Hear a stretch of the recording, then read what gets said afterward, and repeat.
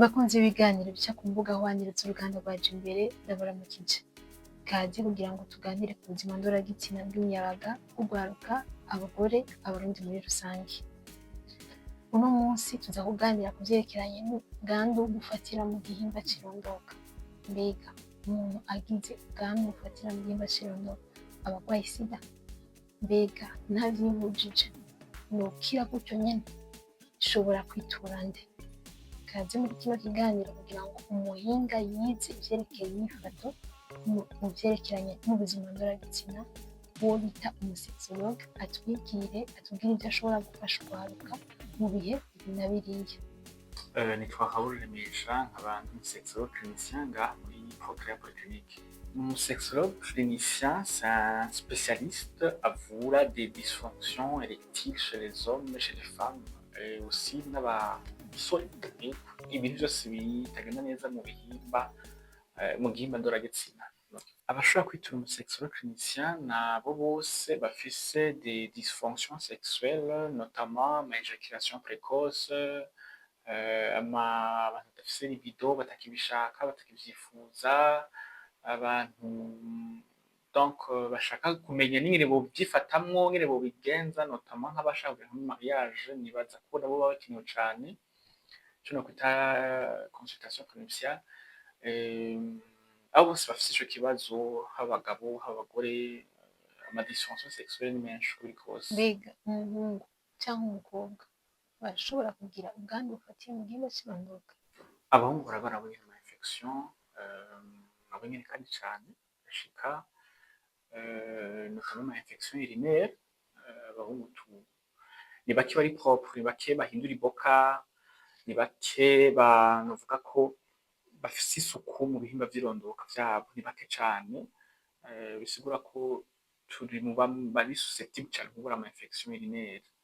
Hama uko kutamesa iboka cane, kwamara iboka imwe igihe kinini cane, uhejeje kugira pipi ugasanga ntunahanaguye canke ntiwoze, ugaca ugumiza amapipi asigaye, igira akaba contact, biri mu bituma tugura ama infection urinaire cane.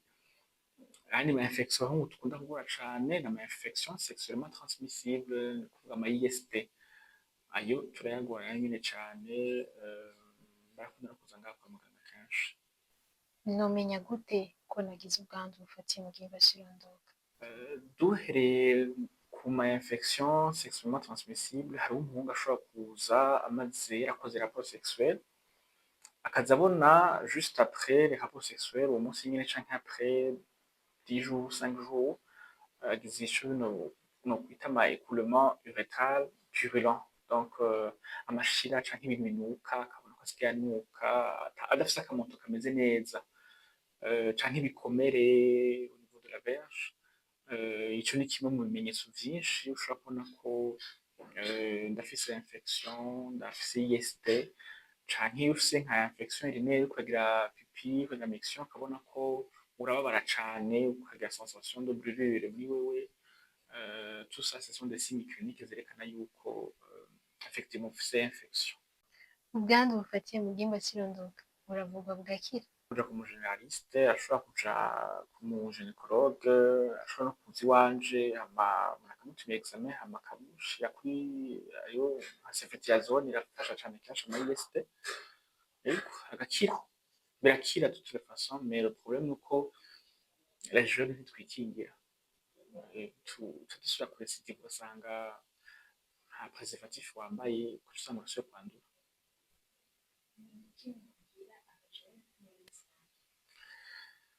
Kugira ntituze twandure imigera canke twandure ama IST, nako ndavuga, nokibaza yuko vyanse ko wihangana au moins basi du moins ikingire, koresha agakingirizo kugira ngo ntusubire kurwara. Dufate nk'akarorero nk'umuntu jeune yatewe ceftriaxone, aba amaze kuyiterwa, iyo ufise iyo infection IST nta muti ubabaza nkawe, bamaze kuwuterwa barabizi, bashobora kwishinga intare, ntushobora no kwifuza no kuzobikora kandi vuba.